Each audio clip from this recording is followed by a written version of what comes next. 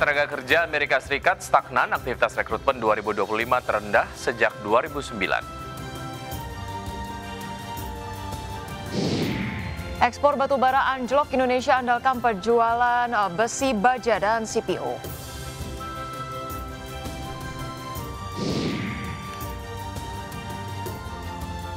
Simak perbincangan seputar market hari ini bersama Henry Widiantoro, Equity Research Analyst Erdika Elite Sekuritas.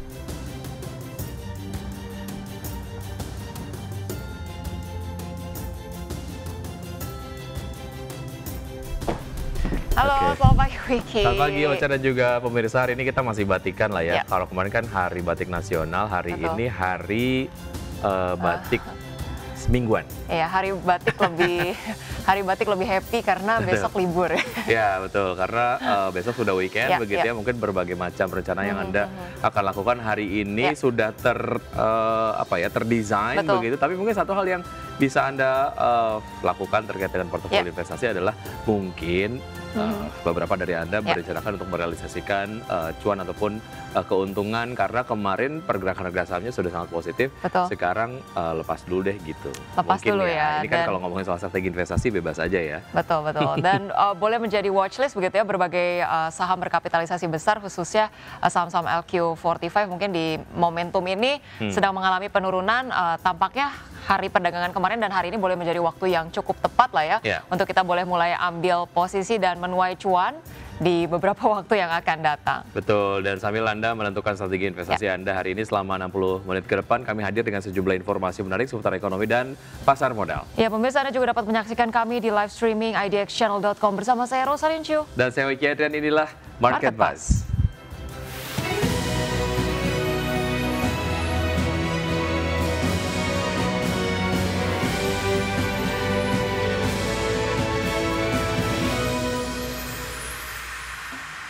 Kita awali Market Buzz dengan isu viral. Pemirsa, PT Krakatau Steel Persero Tbk atau KRAS menyebut serbuan baja impor dari China semakin masif dalam beberapa tahun terakhir. Kondisi tersebut mengancam eksistensi industri baja nasional. Direktur Utama Krakatau Steel Akbar Johan menilai industri baja nasional tengah berada di persimpangan jalan. Tanpa perlindungan dan dukungan kebijakan yang tepat, Indonesia akan terus didera pada impor baja di tengah kapasitas dalam negeri yang mencukupi kebutuhan. Ya, dikatakan oleh Akbar, regulasi dan kebijakan dari pemerintah serta dukungan dari DPR sangat krusial. Ini bukan hanya soal kepentingan satu perusahaan, tapi tentang menjaga kedaulatan industri strategis nasional. Oke, artinya memang untuk industri baja di dalam negeri meminta perlindungan dari pemerintah mengenai serbuan dari baja dari China begitu ya. Baik, kita lihat komentar yang disampaikan oleh followers dari Instagram ID channel, ada Rizi.id, keran impor yang tidak masuk akal. Ini kan kalau ngomongin soal keran impor, ya ada sebuah kebijakan yang diterapkan ya. Artinya ini ada peran serta di pemerintah sendiri terkait dengan kehadiran baja-baja impor di Indonesia begitu. Kemudian di sini ada @Marcelino_Lundi, gimana nggak pada impor? Secara matematika mestinya produk dalam negeri lebih murah. Ini malah lebih mahal daripada ambil dari China. Nah, ini kalau bicara mengenai impor baja, ini memang sudah gila-gilaan, entah yang legal atau yang ilegal. Khususnya yang legal sendiri memang sudah disubstitusi secara masif begitu oleh negaranya sendiri, oleh China. Jadi ini seperti apa ya, ancaman yang sangat besar buat Indonesia karena tampaknya kalau Indonesia nggak ngasih stimulus gitu, produk China saja sudah membombardir produk-produk di Indonesia dengan penjualan yang harganya sudah tidak masuk akal gitu. Karena secara produksi sendiri di industri dalam negeri di China sudah mungkin menggelontorkan berbagai macam insentif sehingga demikian harga dari baja asal China sendiri juga bersaing begitu ya. Baik, kita lihat komentar berikutnya, ada Rofian Dika, di China murah karena produksi barang nggak kena palak ormas, jarang ada pungli dan korupsi. Jadi biaya produksi lebih murah, dengan demikian biaya jual ataupun harga jual juga lebih rendah dan daya saingnya meningkat gitu ya. Betul. Ini seperti menjadi tamparan sendiri lah ya buat kita ketika kemudian bicara mengenai realisasi investasi kita yang angkanya sangat masif tapi seringkali terkendala oleh semacam birokrasi, politik dan juga tadi ya keberadaan ormas-ormas ini. Tapi lagi-lagi bicara mengenai kebijakan dari Menteri Keuangan yang baru kita, Purbaya, ini selain daripada sudah memberikan likuiditas di perbankan, kemarin ada sejumlah analis yang mengatakan salah satu yang dinantikan juga ini terkait dengan insentif ataupun stimulus yang bisa diberikan untuk kemudian menggenjot industri baja di dalam negeri lah ya, secara selain daripada pemerintah. tapi juga dari pihak pelaku industri ini kita harapkan bisa meningkatkan daya saing gitu ya. Ya, kita tunggu realisasinya insentif untuk teman-teman di industri baja. Kita ke isu viral berikutnya, pemirsa. Badan Pusat Statistik mencatat ekspor komoditas batubara turun sekitar 20,99% pada periode Januari-Agustus 2025 menjadi 15,1 miliar dolar Amerika dibandingkan dengan periode yang sama tahun sebelumnya sebesar 20,13 miliar dolar Amerika. Deputi Bidang Statistik Produksi BPS M. Habibullah menjelaskan penurunan ini disebabkan turunnya volume ekspor sebesar 5,16% menjadi 251,13 juta ton setara serta rata-rata harga batu bara yang anjlok 16,62% menjadi 63,48 dolar Amerika per ton. Ya, sementara itu ekspor besi dan baja tercatat naik 10,24% menjadi 18,29 miliar dolar Amerika dibanding periode sebelumnya sebesar 16,59 miliar dolar Amerika. Kenaikan ini didukung oleh peningkatan volume ekspor sebesar 13,06% menjadi 15,43 juta ton. Meski harga rata-rata unit turun tipis 0,25% menjadi 1.213,29 dolar Amerika per ton. Oke, baik, kita komentar yang berikutnya di isu viral yang kedua ini. Pemirsa, ini ada komentar yang disampaikan oleh Angga Saputra 8, nggak apa-apa, nanti juga untung lagi, namanya juga bisnis. Kadang naik, kadang turun. Oke, kemudian ada komentar dari @longkang isbek, industrialisasi jangan cuma batu bara mentah ya. Oke. Sambil mention Pak Menteri. Oke, baik, berikutnya ada Kurnia Bimantara, tinggal nunggu SDA-nya habis, mau ngandelin apa ya kira-kira, katanya gitu. Oke, ini juga yang patut menjadi concern dari pemerintah sendiri begitu ya, tidak kemudian lagi mengandalkan sektor yang komoditas begitu, kecuali kemudian ya perkebunan yang bisa ditanam ulang ataupun mungkin diproduksi ulang gitu ya. Karena kemudian fluktuasinya sangat tinggi ya, menyesuaikan harga komoditas global. Kalau bicara mengenai CPO ataupun besi dan baja, ini tampaknya juga secara skala belum bisa sebanding untuk menggantikan penghasilan kita dari batu bara lah ya. Oke, karena memang produksinya terhitung sangat besar begitu. Baik, kita ke isu viral berikutnya. Amerika Serikat resmi mengalami penutupan pemerintah atau government shutdown pada Rabu pekan ini. Pemerintah federal Amerika Serikat ditutup mulai pukul 00.01 waktu Washington, dan ini merupakan penutupan pemerintah yang pertama dalam 7 tahun. Government shutdown terakhir terjadi pada tahun 2018 saat masa jabatan pertama Presiden Donald Trump. Ya, Partai Republik dan Partai Demokrat gagal mencapai kesepakatan di Senat. Pemirsa, rancangan undang-undang atau RUU untuk membiayai pemerintah federal selama 7 minggu ke depan gagal lolos pada Selasa malam waktu setempat. Oke, kita lihat ya sejumlah komentar yang masuk untuk isu viral berikut ini. Oke. Ya. Ada komentar yang disampaikan oleh Crucit the Stray. Ini perlu penekanan definisi dirumahkan dulu yang saya baca. US itu melakukan furlough atau bisa diartikan cuti. Adapun furlough tidak sama dengan pemecatan pegawai yang dirumahkan tetapi memiliki status pegawai negeri federal. Hanya pembayaran dan tugas mereka ditangguhkan selama shutdown, katanya. Iya, kemudian ada komentar berikutnya dari @farikis. Berarti nggak bisa ngurus KTP di Dukcapil kelurahan di kota New York? Ya, gampangnya gitulah ya. Karena pelayanan kepada publik sendiri ya tidak bisa dilakukan pada saat government shutdown begitu ya. Berikutnya ada BCDF. Oke, ini kayaknya nama akun Instagramnya unik banget ya. Negara demokrasi sesungguhnya ya seperti ini begitu. Iya, memang ada proses perdebatan, kemudian juga dialog antara berbagai macam pihak. Ketika kemudian menemukan kebuntuan, ya salah satunya adalah inilah salah satu konsekuensi dari sebuah negara demokrasi begitu, karena memang ketika tidak terjadi kesepakatan ya ada jalan buntu, kemudian ya memang ada dampaknya begitu ya. Oke, dan yang paling penting juga adalah ternyata untuk government shutdown di Amerika Serikat ini juga berdampak kepada pertumbuhan ekonomi di Amerika begitu. Ini yang juga menarik gitu. Dan kemudian yang jadi kekhawatiran dari Indonesia khususnya mungkin pelaku pasar modal ya, bagaimana kemudian ekspektasi terkait pemangkasan suku bunga The Fed berikutnya kalau government shutdown seperti ini, harap-harap cemas jangan-jangan dipangkas atau malah dinaikkan gitu ya. Dan kemudian juga bicara mengenai pangsa ekspor Indonesia, ini kan Amerika Serikat jadi salah satu yang terbesar Mungkin ada hambatan-hambatan perdagangan tersendiri selama beberapa pekan ke depan. Tapi kita harapkan lah dari dalam negeri, khususnya di pasar modal ini akan ada sentimen-sentimen positif lah ya dari lokal ataupun data-data dirilis dari pemerintahan. Betul, karena data yang seharusnya dirilis ditunda gara-gara government shutdown. Betul. Jadi pasar sebetulnya kembali harap-harap cemas terkait dengan data yang akan dirilis. Baik, pemirsa, indeks harga saham gabungan kembali ke zona hijau, ditutup naik 0,34% ke level 8.071 pada perdagangan di hari Kamis. Iya, pemirsa, informasi dan pembahasan selengkapnya akan dibawakan oleh rekan Wiki Adrian. Pemirsa jangan kemana-mana, Market Pass segera kembali.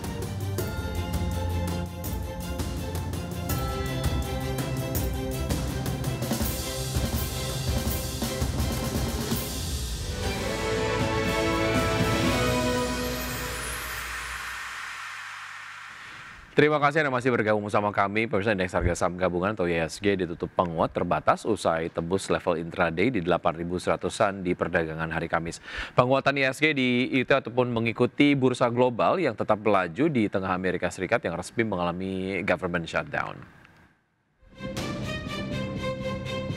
Indeks harga saham gabungan atau IHSG akhirnya rebound setelah 2 hari berturut-turut ditutup di zona merah.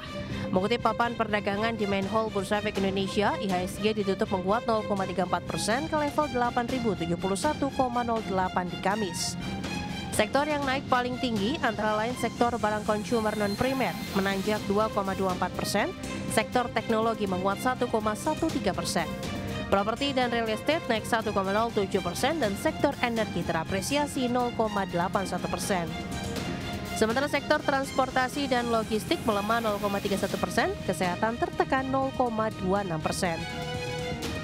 Penguatan IHSG ditopang beberapa saham. Dari infrastruktur telekomunikasi, saham TLKM menjadi penggerak utama ditutup menguat 2,29% di level Rp3.130 per saham. Sektor teknologi, saham MLPT ditutup menguat signifikan 9,99% di level Rp163.000 per saham. Saham emas ditutup melesat 16,50% di level Rp4.460 per saham. Saham BRPT menguat 1,58% di level Rp3.850 per saham. Saham PANI ditutup menguat 5,21% di level Rp14.650 per saham. Saham CDIA ditutup menguat 1,79% di level Rp1.710 per saham. IHSG masih melaju mengikuti penguatan bursa Wall Street di Rabu waktu setempat dengan mengabaikan sentimen shutdown. Diketahui pemerintah Amerika Serikat resmi mengalami government shutdown di Rabu waktu setempat. Hal ini terjadi setelah Kongres gagal mencapai kesepakatan pendanaan. Kebuntuan politik antara pemerintahan yang dipimpin Donald Trump dari Partai Republik dengan oposisi dari Demokrat membuat anggaran sementara yang diajukan tidak dapat lolos. Shutdown kali ini menjadi yang keempat selama Trump memimpin dalam 2 periode. Dan yang pertama sejak 2018 dengan potensi menimbulkan dampak ke perekonomian Amerika. Berbagai sumber, IDX Channel.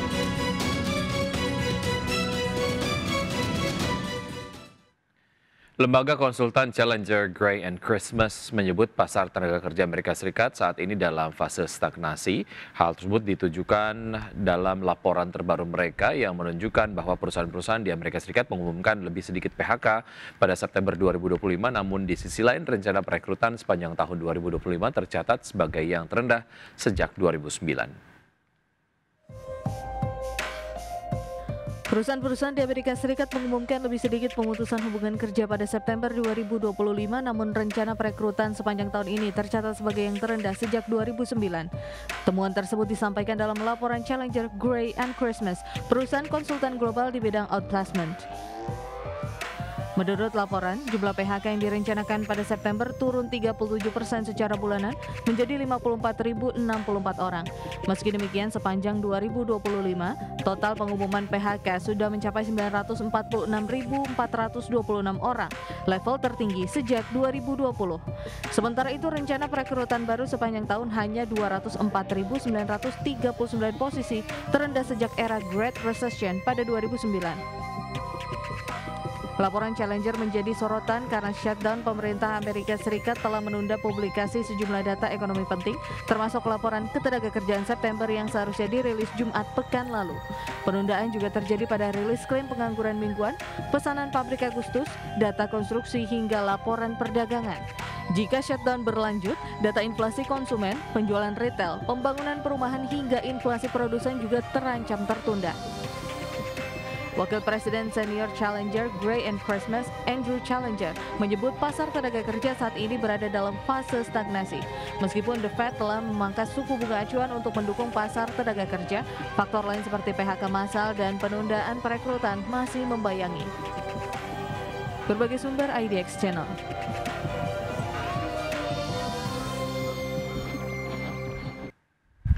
Harga minyak merosot sekitar 2% pada perdagangan di hari Kamis, mencapai posisi terendah dalam 4 bulan terakhir, dan penurunan ini memperpanjang tren pelemahan selama 4 hari berturut-turut akibat kekhawatiran kelebihan pasokan menjelang pertemuan negara produsen OPEC Plus akhir pekan ini.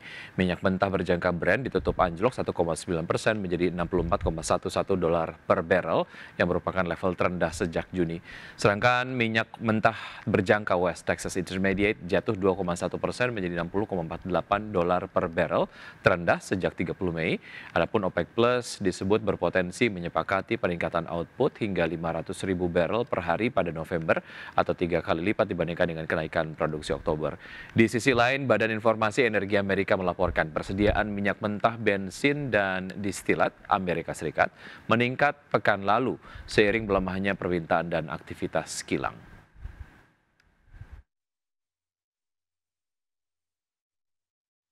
Dari pergerakan bursa global, pemirsa, bursa Wall Street kompak berakhir di level rekor pada perdagangan di hari Kamis, dipimpin rally saham teknologi, namun investor tetap berhati-hati mencermati data pasar tenaga kerja sektor swasta di tengah berlanjutnya penutupan pemerintahan Amerika Serikat untuk hari kedua.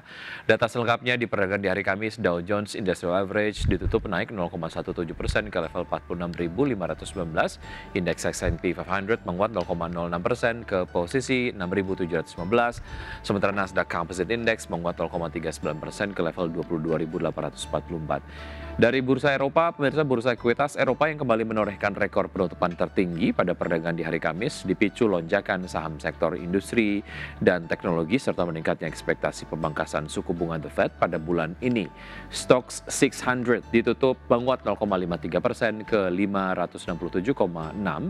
Dan sebagian besar bursa kawasan juga menghijau dengan DAX Jerman melambung 1,28% di 24.422, sesi Prancis melesat 1,13% ke level 8.056. Untuk berbincang pagi hari ini kita sudah terhubung bersama Bapak Henry Widiantoro, Equity Research Analyst RDK Elite Sekuritas. Selamat pagi Pak Henry.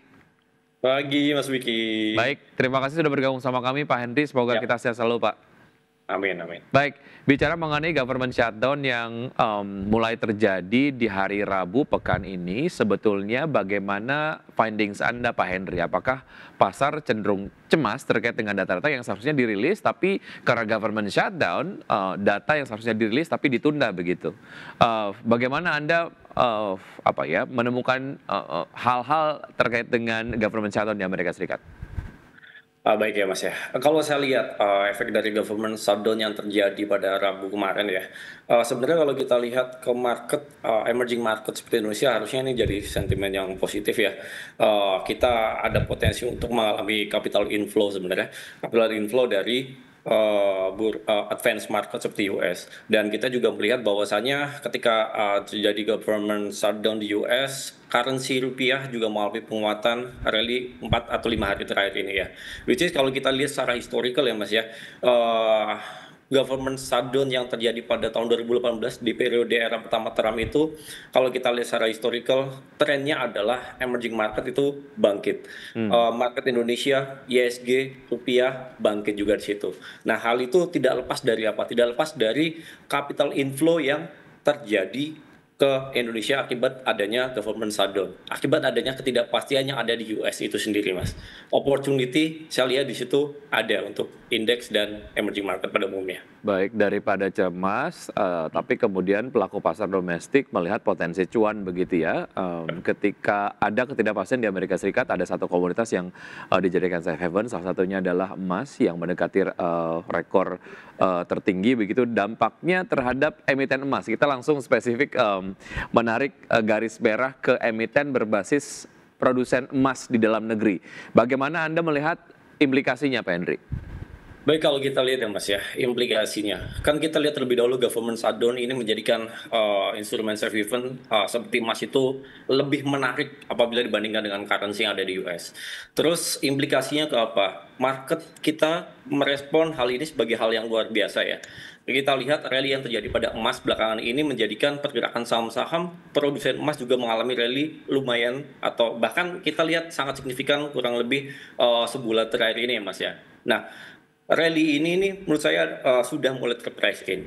Ada potensi untuk terjadi konsolidasi dulu untuk saham-saham emas. Nah, kalau kita lihat satu persatu dari emiten yang ada ya, kalau kita lihat sebagai contoh Antam. Antam ini kita lihat berapa minggu terakhir mengalami konsolidasi, mengalami pelemahan.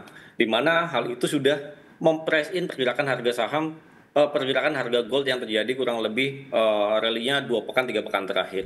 Nah, berbeda dengan BRMS. BRMS juga demikian, Mas. Saya rasa harga sekarang di harga dekat-dekat 1000 ini menurut saya adalah bagian dari respon pergerakan harga emas yang rally akibat adanya government US yang terjadi shutdown itu sendiri. Nah, kalau kita lihat saham-saham emas lainnya yang mungkin lebih high beta jika dibandingkan dengan Antam ya, kita lihat mungkin ada Archie dan juga ada PSAB ya Mas ya. Kendati memang produksinya tidak sebagus Antam dan BRMS, saya melihat bahwasanya di dua emiten ini mempunyai high beta ya. Ketika harga emas mengalami rally penguatan signifikan, saham-saham ini, dua saham ini baik Archie maupun PSAB itu mempunyai pergerakan yang lebih liar jika dibandingkan dengan saham-saham yang punya cap besar seperti Antam itu sendiri. Baik, kalau saya lihat pergerakan dari harga Antam sendiri kemarin mengalami pelemahan begitu ya. Sejauh mana ini kemudian menjadi sebuah anomali dan sejauh mana ini sebetulnya bisa dimanfaatkan untuk pelaku pasar bisa masuk melihat kemudian potensi yang menarik dari komoditas emas sendiri yang Antam juga mungkin akan terkatrol gitu. Yep. Ya, Antam sempat terkoreksi yang seperti tadi saya katakan ya Mas ya. Ini tidak lepas dari apa? Kalau kita lihat secara fundamental, kinerjanya cukup cemerlang di semester pertama ini atau tahun ini lebih tepatnya di situ. Nah, ini tidak lepas dari pergerakan harga emasnya. Namun selepas itu kita juga harus melihat bahwasanya emas itu Antam itu nggak cuma jualan dan produksi emas saja, dia juga jualan nikel. Yang mana hal itu menjadikan pergerakannya sedikit lagging. Nah, kalau kita bandingkan dengan Archie, terus kemudian Harta, itu kan fokus emas ya, BRMS, itu lebih bergerak liar. Nah, koreksi yang terjadi ini sebenarnya menurut saya adalah koreksi yang sangat wajar ya.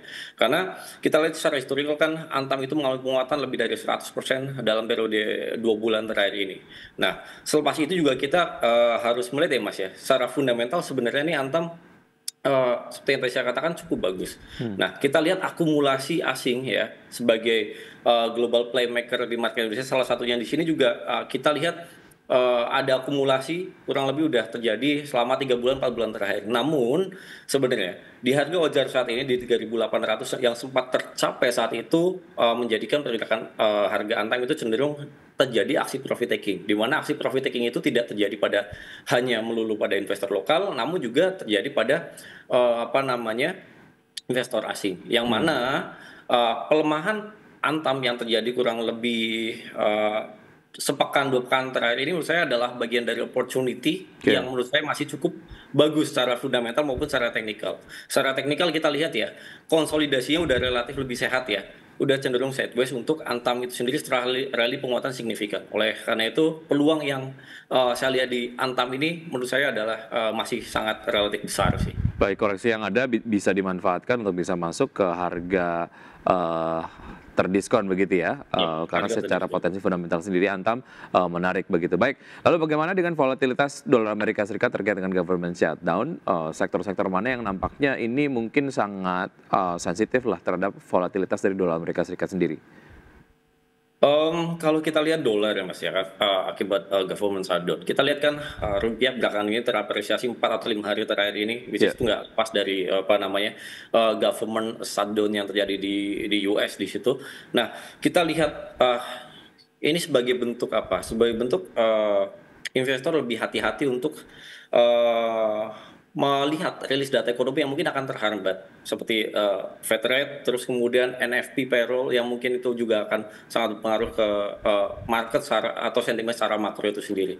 Nah, dampaknya ke apa namanya, ke market. Nah, ini mungkin akan cenderung ke sektor-sektor saham-saham yang punya apa namanya ya, kaitannya dengan emas ya.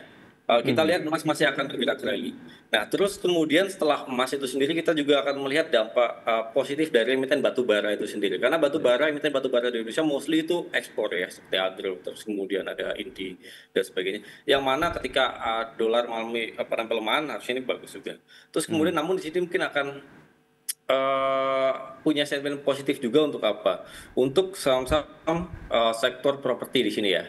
Nah, di sini kan ketika dolar melemah, safe haven naik, the Fed rate kemungkinan besar akan menurunkan di situ. Namun dia agak sedikit lambat. Nah, kita lihat sektor properti juga menarik juga di situ karena ketika ada tendensi Fed rate yang turun karena memang data ekonomi juga sudah apa namanya cukup mendukung, properti harusnya akan cenderung positif juga di situ, Mas. Baik, kita akan membahas saham-saham pilihan usaha jeda berikut ini, Pak Henry, dan pemirsa tetap bersama kami akan segera kembali.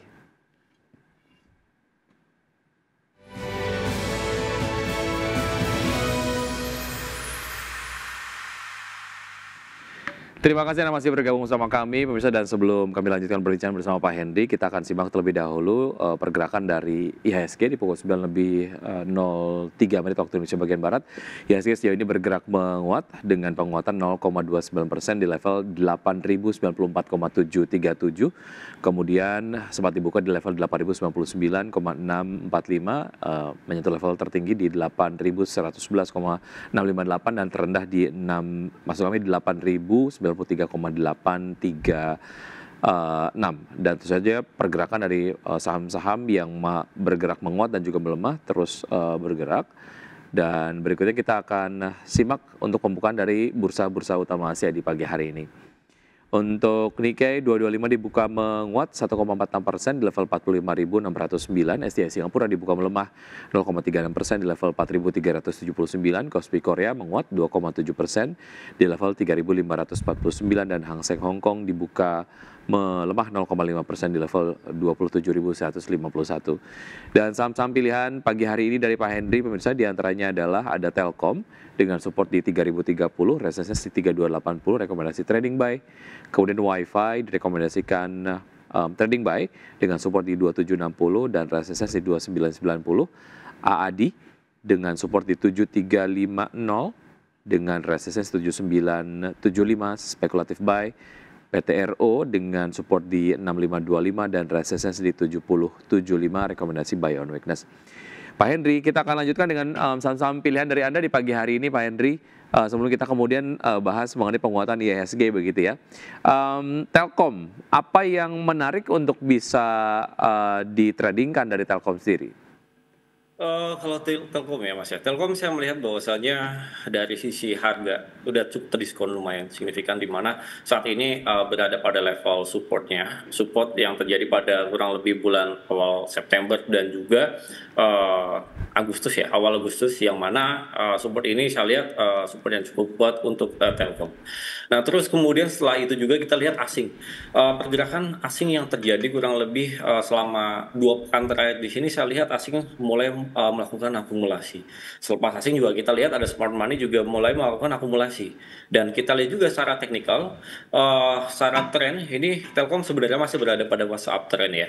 Jangka panjang, jangka menengahnya. Namun secara jangka pendek memang ini mengalami pelemahan. Kita melihat bahwa ada potensi terjadi reversal. Pattern yang terjadi itu pattern bullish harami, sehingga menurut saya ada potensi untuk Telkom terjadi penguatan, terjadi technical rebound, at least bisa terjadi kurang lebih bisa sepekan, dalam periode sepekan lah kurang lebih di situ sih Mas, ada potensi technical rebound. Baik, untuk Telkom secara trading menarik dan secara teknikal bisa dimanfaatkan, tapi untuk menengah ke panjang seberapa penting untuk Telkom dan ada target di akhir tahun nggak? Pak Henry, untuk Telkom? Kalau target akhir tahun sebenarnya saya melihatnya di sini relatif terbatas ya. Saya melihat untuk target Telkom dengan valuasi yang sekarang ada potensi Telkom sebenarnya ke level 3.800 kita lihat di situ. Namun 3.800 ini masih kita lihat kembali, kita ulas, kita melihat gimana kinerja keuangan ada di Telkom itu sendiri. Dirilis Q3 ini akan rilis ya Mas ya. Karena kan kita lihat Telkom secara fundamental bagus, namun ada rugi investasi yang relatif besar yang khawatir saya bisa menekan kinerja secara bottom line dari Telkom itu sendiri sih. Baik, dari Telkom kita bergeser ke WiFi. Apa yang menarik dari WiFi, Pak Henry? Kalau kita lihat WiFi ya Mas ya, seperti yang tadi saya katakan di sini, WiFi di sini kita lihat asing ya, pergerakan asing yang mengalami akumulasi, di mana akumulasi itu terjadi kurang lebih sepekan terakhir ya, yang mana trigger dari asing yang mengalami akumulasi terus menurut saya cenderung menarik. Selepas itu juga kita lihat pola pergerakan dari tren yang terjadi di WiFi sideways kurang lebih 2 bulan terakhir juga cukup menarik. Ya, kita lihat ada potensi untuk WiFi di sini masih mampu mengalami penguatan menjaga pada tren bullishnya ya, bullish di atas MA20, 50 dan 200 untuk WiFi itu sendiri sih Mas. Baik, dari WiFi kita ke AADI. Menarik apa AADI untuk spekulatif buy di perdagangan hari ini, Pak Henry? Adi Mas ya. Ya. Adi di sini menariknya di sini kinerja keuangannya di sini kita belum lihat. Namun di sini saya lihat ada smart money, ada asing yang nampaknya sudah mulai mengkolek ini saham kurang lebih sebulan terakhir, yang mana akumulasi yang dilakukan oleh asing di sini didukung dengan tren pergerakan harga saham yang mulai mengalami penguatan. Selepas itu saya juga melihat bahwasanya ada smart money di ADI itu sendiri ya. Asing dan smart money yang ada di sini menurut saya masih bisa menopang pergerakan saham ADI yang sekarang sudah berada pada salah satu level terendahnya di situ ya. Oleh karena itu secara kompilasi dari sentimen maupun dari pergerakan harga ya, ada potensi menurut saya untuk ADI mengalami penguatan dalam periode sepekan 2 pekan. Namun untuk hari ini mungkin akan bergerak sideways terlebih dahulu sih Mas. Baik, dari ADI kita ke PTRO. Seperti apa Pak Henry? Kalau kita lihat PTRO ya Mas, PTRO ini sebenarnya udah cenderung overbought secara jangka panjang. Namun secara jangka pendek saya melihat ada potensi untuk PTRO akan mengalami retracement, penguatan di level 6.800 di situ ya Mas ya. Kita lihat asing akumulasi, terus kemudian juga kita lihat bergerak masih pada fase uptrend. Oleh karena itu mungkin menurut saya Petro masih cukup menarik untuk kita watchlist. Namun Petro ini harus kita notice bahwasanya pergerakan harga saham yang sudah mulai penguatan signifikan perlu disertai dengan level stop loss ya Mas ya, karena pergerakannya sudah rally menguat signifikan dan sekarang bergerak konsolidasi. Nah kalau saya lihat Petro apabila dia tidak mampu bertahan di atas level 6.500 sebagai level supportnya, support sideways-nya di sini saya rasa cut loss. Namun apabila dia mampu breakout di level 7.000 ya, saya lihat masih ada potensi untuk Petro mengalami penguatan kendati relatif terbatas di harga saat ini sih. Ya, Telkom WiFi direkomendasikan trading buy, ADI direkomendasikan spekulatif buy, dan juga PTRO direkomendasikan buy on weakness. Singkat analisis mengenai IHSG hari ini, Pak Henry melanjutkan penguatan sampai penutupan perdagangan nanti sore? Kalau saya lihat IHSG hari ini mungkin akan bergerak konsolidasi, akan bergerak sideways ya. Asing kemarin kata net sell, terus kemudian kita lihat biasa Jumat itu biasa hari profit taking ya. Dan kita melihat sentimennya, kita masih melihat banyak sentimen yang akan dirilis sebenarnya nanti malam, namun sepertinya dibatalkan ya. Dan itu sentimen yang cukup penting menjadikan market akan cenderung wanti-wanti atau khawatir di situ. Overall kita lihat IHSG akan berpotensi sideways terlebih dahulu di level support psikologisnya, level 8.000 hingga level 8140 ya. Antara level tersebut masih akan bergerak pada range tersebut. Namun kecenderungannya menurut saya akan cenderung melemah terbatas. Baik, Pak Henry, terima kasih sudah bergabung sama kami di pagi hari ini. Semoga informasi yang Anda bagikan pagi hari ini menjadi referensi dan sumber informasi untuk pelaku pasar dalam menerapkan strategi investasinya. Namun, keputusan investasi kembali ke tangan investor. Sukses selalu untuk Anda, saya selalu Pak Henry, sampai jumpa. Sampai jumpa Mas. Baik, terima kasih. Dan pemirsa, usai jeda berikut, saya dan juga rekan Rosalincio akan menghadirkan informasi menarik. Ocha, informasi apa yang akan disampaikan nanti di segmen berikutnya? Ya baik, Wiki dan juga pemirsa, kita akan kembali hadir dengan informasi terkait Astra International tuntaskan aksi akuisisi 83,67% saham PT Mega Manunggal Property Tbk atau MMLP. Informasi akan kami hadirkan usai jeda berikut ini, pemirsa tetaplah bersama kami.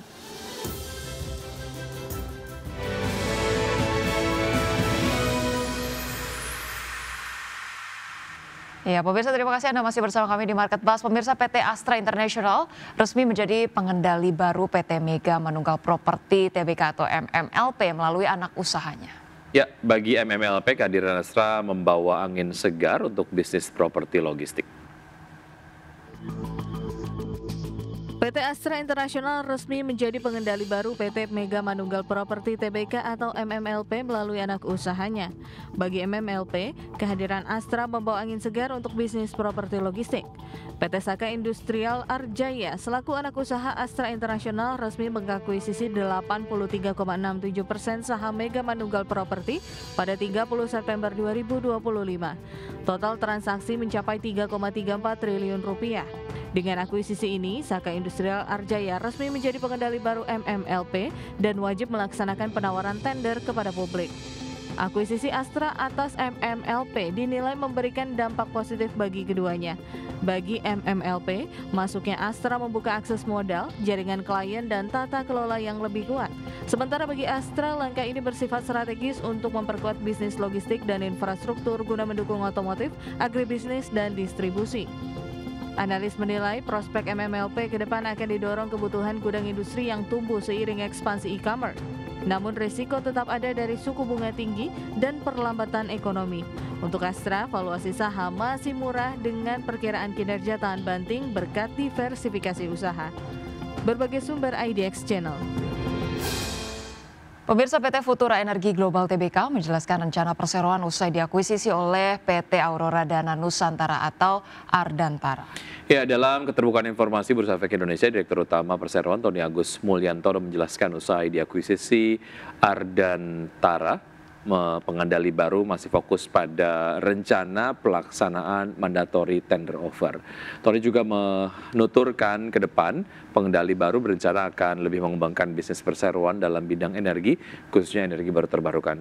Pengendali baru perseroan melalui Ardantara telah menyampaikan bahwa perseroan akan diarahkan sebagai holding energi hijau yang akan memayungi proyek-proyek energi, khususnya energi baru terbarukan. Ya, salah satu proyek yang akan digarap adalah proyek konsesi geotermal di Gunung Slamet. Proyek ini menurut manajemen saat ini memasuki tahap eksplorasi aktif dengan kegiatan geosurvey, pengeboran sumur atau drilling eksplorasi tahap awal dan pembangunan akses infrastruktur utama. Adapun investasi awal ini memiliki nilai lebih dari 80 juta dolar Amerika atau setara 1,2 triliun rupiah.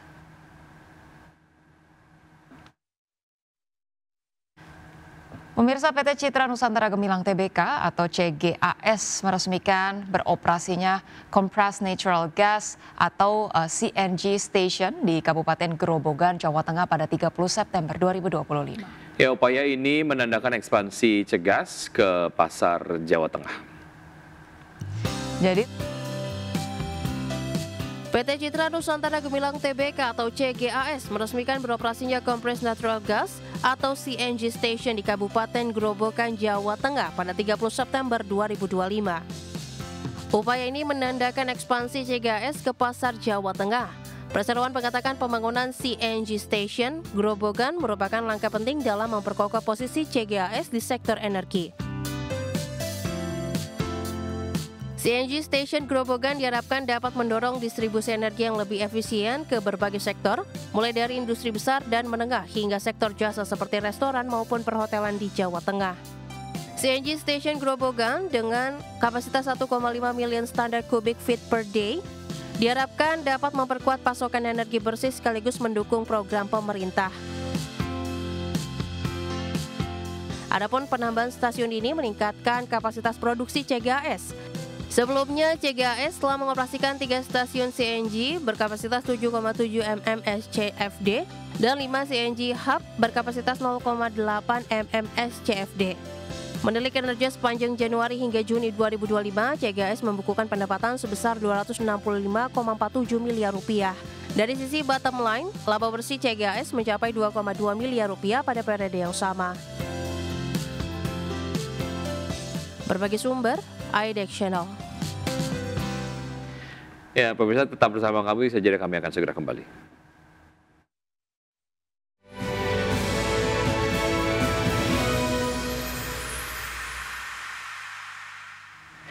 Terima kasih Anda masih bergabung sama kami. Pemirsa, pemerintah memastikan finalisasi kesepakatan tarif perdagangan dengan Amerika Serikat rampung pada Oktober ini. Iya, Menko Perekonomian Erlangga Hartarto menjelaskan bahwa finalisasi tersebut menyangkut berbagai komoditas hingga produk ekspor nasional yang akan segera berlaku. Potensi peningkatan ekspor nasional masih terus terjaga di tengah finalisasi kesepakatan tarif resiprokal yang diusung Amerika Serikat. Menko Perekonomian Erlangga Hartarto menyampaikan bahwa negosiasi tarif dagang antara Indonesia dan Amerika Serikat masih berlangsung dan kini memasuki tahap legal drafting. Erlangga menegaskan hingga saat ini kebijakan tarif baru belum berlaku sehingga neraca ekspor masih tercatat kuat. Erlangga menjelaskan kesepakatan tarif baru akan resmi berlaku jika telah melalui tahap penandatanganan dokumen. Pemerintah sendiri menargetkan finalisasi kesepakatan tersebut dapat tercapai pada Oktober 2025. Lebih lanjut, Erlangga memastikan sejumlah komoditas unggulan Indonesia seperti kelapa sawit hingga karet berpeluang besar mendapatkan pembebasan dari tarif 19% karena tidak tersedia di Amerika Serikat. Dengan kondisi ini, pemerintah optimistis kinerja ekspor nasional tetap tumbuh meski adanya rencana penerapan tarif baru. Nah, sekarang kita lagi legal draft. Nah, komoditasnya jadi yang udah final atau belum? Ya tentu sebelum kita tanda tangan nggak jadi final semua. Jadi tunggu sampai final. Jadi Berapa kita lama? sedang siapkan. Harapannya tentu Oktober ini bisa diselesaikan. Oktober sejauh ini apa juga komoditasnya? Semua yang diproduk tanah dari Indonesia seperti kelapa sawit, karet, kakao itu hampir dipastikan bisa diberikan nol. Selama proses negosiasi, pemerintah memastikan ekspor Indonesia ke Amerika Serikat tetap berjalan normal. Seperti salah satu komoditas yang masih diminati adalah furnitur, khususnya berbahan kayu meranti, yang disebut mendapat permintaan tinggi dari pasar Amerika Serikat. Jakarta, Raharjo Patmo, IDX Channel. Iya, pemirsa, selanjutnya kinerja ekspor Indonesia ke Amerika Serikat sepanjang Agustus 2025 tercatat mencapai 2,72 miliar dolar Amerika atau turun 12,39% dari bulan sebelumnya. Ya, meski demikian, jika dibandingkan dengan periode yang sama tahun lalu, ekspor Indonesia ke Amerika Serikat tercatat meningkat 2,96% secara tahunan. BPS mencatat kinerja ekspor Indonesia ke Amerika Serikat sepanjang Agustus 2025 mencapai 2,7 miliar dolar Amerika, turun 12,39% dari bulan sebelumnya. Meski demikian, jika dibandingkan periode yang sama tahun lalu, ekspor Indonesia ke Amerika meningkat 2,96%. Dalam keterangannya, Deputi Bidang Statistik Produksi BPS Habibullah tidak menyebut alasan turunnya ekspor Indonesia ke negeri Paman Sam. Apakah dampak dari kebijakan tarif resiprokal? Akan tetapi kebijakan tarif resiprokal yang diberlakukan Presiden Donald Trump sebesar 19% sudah mulai berlaku pada Agustus 2025. Kalau kita lihat tadi, ekspor ke Amerika Serikat pada bulan Agustus itu tahun 2005 mencapai 2,72 miliar, turun sebesar 12,39% ya. Nanti dicek lagi angkanya. Nah, dibanding bulan sebelumnya. Secara kumulatif, total nilai ekspor Indonesia ke Amerika Serikat sejak Januari hingga Agustus 2025 tercatat mencapai 20,6 miliar dolar Amerika. Angka tersebut mengalami kenaikan dibanding periode yang sama tahun lalu, sebesar 17,12 miliar dolar Amerika. Utamanya terdiri atas mesin dan perlengkapan elektrik, pakaian dan aksesorisnya, serta alas kaki. Jakarta, Raharjo Patmo, IDX Channel. Ya, di sisi lain, meski mengalami perlambatan kerja ekspor ke Amerika Serikat, BPS mencatat Amerika Serikat menjadi mitra dagang utama dengan surplus terbesar bagi Indonesia senilai 12,2 miliar dolar Amerika. Indonesia mencatat kinerja positif dalam neraca perdagangan sepanjang Januari hingga Agustus 2025. BPS menjelaskan Amerika Serikat menjadi mitra dagang dengan surplus terbesar bagi Indonesia senilai 12,2 miliar dolar. India menempati posisi kedua dengan surplus 9,43 miliar dolar, disusul Filipina dengan surplus sebesar 5,84 juta dolar. Namun BPS mencatat Indonesia masih mengalami defisit perdagangan dengan beberapa negara utama. 3 negara penyumbang defisit terbesar adalah China sebesar mencapai 13,09 miliar dolar, Singapura 3,55 miliar dolar, serta Australia senilai 3,49 miliar dolar. Kondisi ini mencerminkan tingginya ketergantungan impor dari negara-negara tersebut. Secara kumulatif, neraca perdagangan Indonesia periode Januari hingga Agustus 2025 membukukan surplus 29,14 miliar dolar. Angka ini meningkat signifikan dibandingkan periode yang sama pada 2024 yang mencatat 19,01 miliar dolar, sehingga terdapat kenaikan surplus sebesar 10,13 miliar dolar secara tahunan. Jakarta, Raharjo Patmo, IDX Channel. Iya, baik pemirsa, 60 menit sudah kami menemani Anda dalam Market Pass. Semoga pembahasan hari ini dapat menjadi referensi dan sumber informasi untuk Anda. Tetap berbagi informasi Anda hanya di IDX Channel, di Trustworthy and Comprehensive Investment Reference. Jangan lupa untuk menyaksikan first session closing pukul 11.30 WIB. Karena urusan masa depan harus terdepan, aku investor saham, saya Wiki Adrian. Dan saya Rosalincu, pemirsa, kami pamit undur diri. Terima kasih dan sampai jumpa.